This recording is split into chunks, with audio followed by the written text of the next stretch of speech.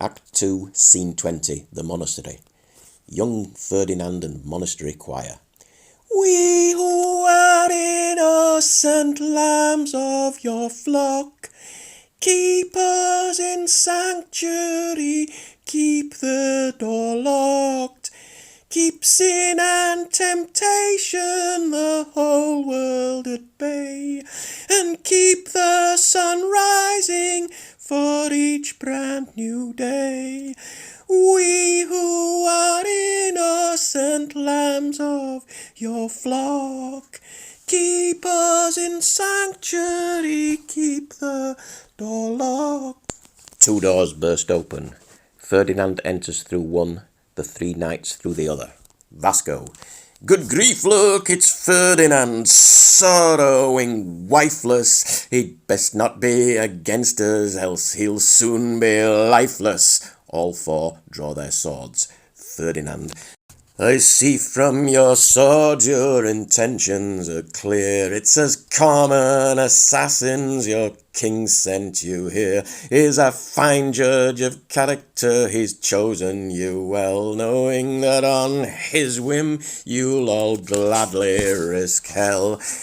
And that with too much my own mind there I will not follow. And the emptiest vessel, the loudest, most hollow, stands Vasco before me, the fool of the king, who thinks to shout to have the metal of a steeple bell's ring. Vasco. And where is your cavalry? Is it just you? Best lay down your sword now, or your days are through. Ferdinand. Three staggering drunks that are pitting their hands against the most competent sword in the land. The numbers are not, but the odds are quite even, and murder in his house, in God's eyes, that's treason. So maybe we may all meet up in hell yet, should you choose to roll the dice on your sword's bet. Ines. Before you all make death a game for game's sake, let me introduce Ferdinand's little namesake. Step forward, young prince, the grandson of Afonso, for whose lasting happiness I for one long so. Hold my hand, sweetheart, I'm with you, don't fear, and I'll be your shield if their swords should point here. What have we taught you? What is it that we say to Ferdinand, Vasco, Ernesto, Enrique? Prince Ferdinand. Greetings, fine gentlemen, I am so pleased to make your acquaintance, so please feel at ease. Ines.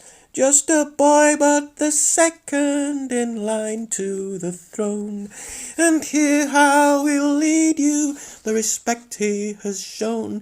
If you put down your swords and you show him your goodness, you might yet live long enough to be his loyal subjects.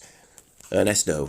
I've heard that he's sickly, so it may not be so. That he'll live to be crowned we can none of us know. And who are you to him? You are not his stepmother, condemned here before him for the sins of your lover. Ines. By the laws of the nature God gave us with life, as our unquestioned creator, we are man and wife. Your prince is my husband, a father, a man. The power of our love must be part of God's plan. Pedro shares my bed, I bear his children, and he wants nor seeks no other flesh. This world may bubble like it's a cauldron, but nothing makes him love me less. All the turmoil of our lives only makes him love me more. Would that each one of your wives could say that they were thus adored. Ernesto. Mine can, but Ferdinand's cannot. She's left him ever sad, ever snivelling. What he does with what he's got?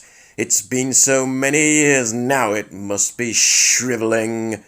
Chorus. From Ferdinand a mighty roar, a flash of steel, then on the floor. First the blade that he has let go, then the overthrown Ernesto. Now the battle has begun, for the moment it is 2-on-1. But from the speed of Ferdy's flashing blade, this is a game he's often played.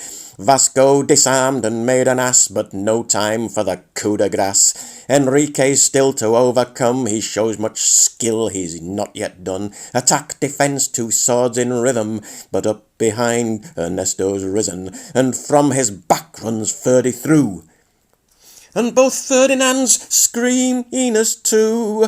And then the little prince she pushes back to the wall while the lifeblood gushes.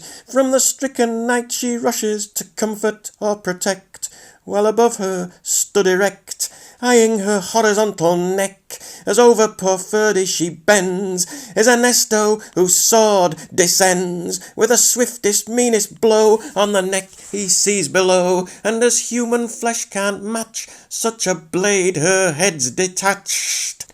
Then with pompous bluster fierce Vasco insists both hearts are pierced by first Enrique's blade, then his, to make sure and certain neither victim lives. And young Ferdinand wouldn't leave Ines, he wrapped his small arms around her face, to try to push her head back on her shoulders and to hold it there in place. And that was just how Clara found him, after the 3 murderers had flown, and with him as her little helper, the head was painstakingly sewn back to where Ines will need it to make sure she can rise whole, if Judgment Day does reunite her body and her soul.